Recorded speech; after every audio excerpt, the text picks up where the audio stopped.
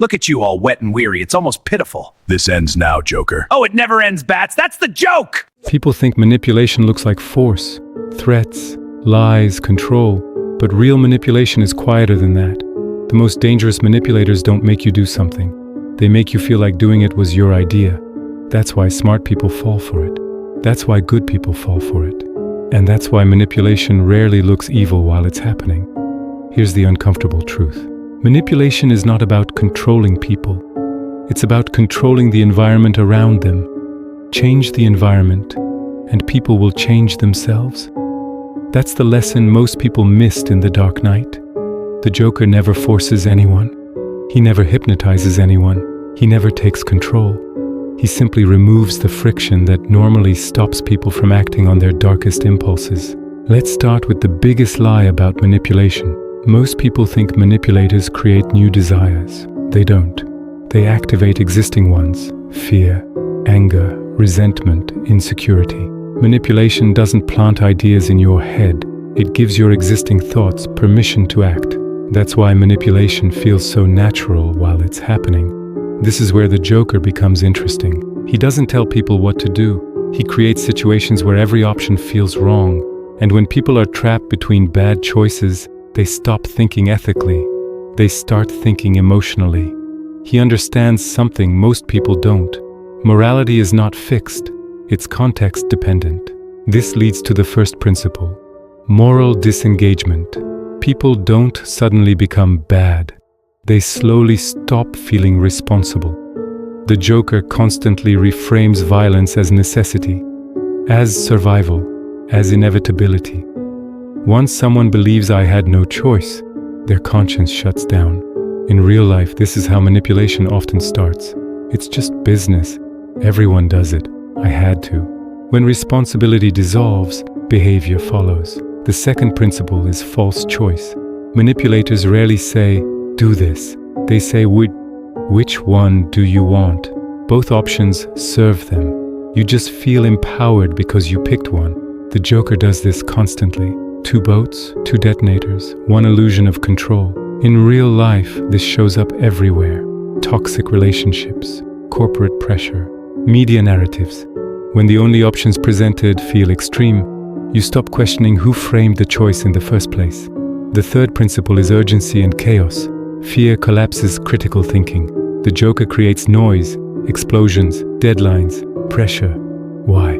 Because a calm brain asks questions. A panicked brain obeys. Manipulators rush you.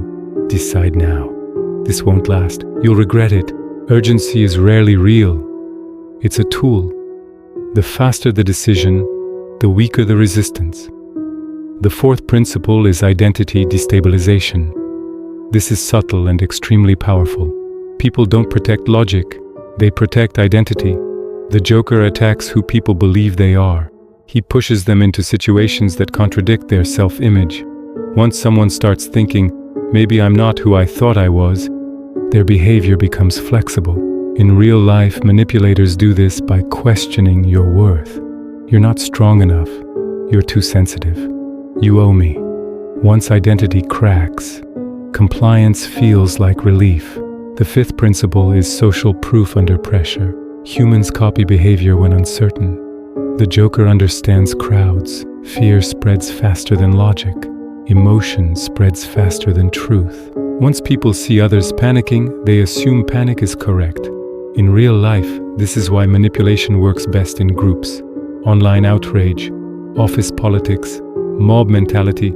When everyone reacts, thinking feels dangerous. Now let's talk about something even more dangerous: self-manipulation. Because the most powerful manipulators don't need to control you forever. They teach you to do it yourself. This is where manipulation becomes invisible. Once someone accepts a false narrative, they begin defending it. Not because it's true, but because admitting they were manipulated would hurt their ego. So they rationalize. They justify. They double down. This is why people stay in bad jobs, bad relationships, bad beliefs, not because they don't see the problem, but because leaving would mean admitting they were wrong. The Joker understood this perfectly. Once people crossed a line, he didn't need to push them further. They pushed themselves. Because going back felt worse than going forward. That's not force. That's psychological momentum. Now let's ground this in real life. Think about money. Most people believe they're bad with money, but that belief didn't appear randomly. It was shaped from childhood, from school, from society. You're not rich type. Money is hard. Only lucky people win. Once that belief settles in, people sabotage themselves automatically. They don't invest. They don't negotiate. They don't try. No manipulator needed. The system already won. The same thing happens at work. Ever noticed how some workplaces normalize burnout? Everyone stays late. That's just how it is. If you can't handle it, you're weak. That's manipulation through normalization. No one is forcing you, but everyone is silently enforcing the rule. And once you accept it, you become part of the system that pressures the next person. This brings us to a critical idea. Manipulation thrives in systems, not individuals. People blame villains, but real manipulation is structural. Rules, incentives, unspoken expectations.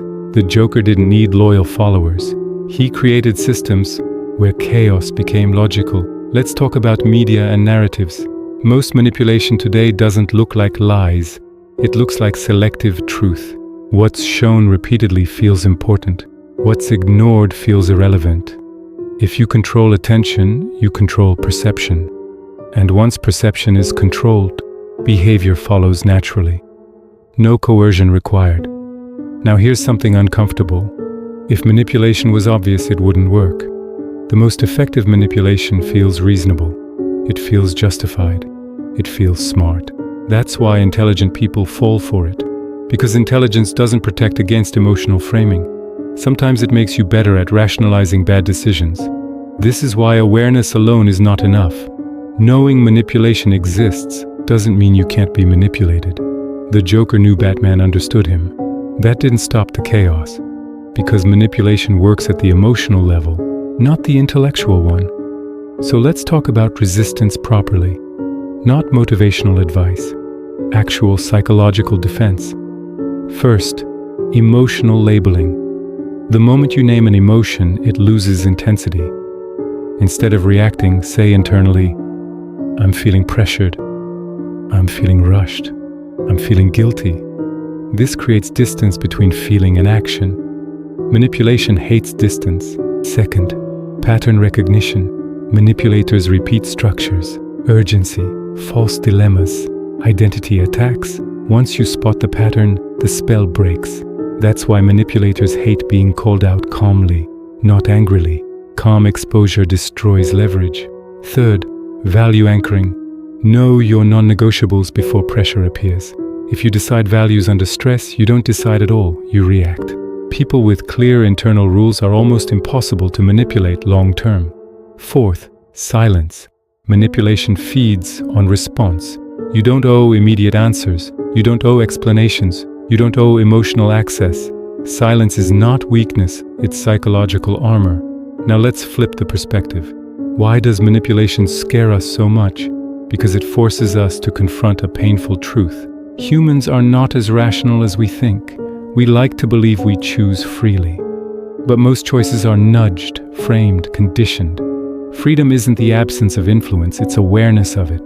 The Joker wasn't proving people were evil. He was proving they were fragile. Fragile under fear, fragile under pressure, fragile under uncertainty.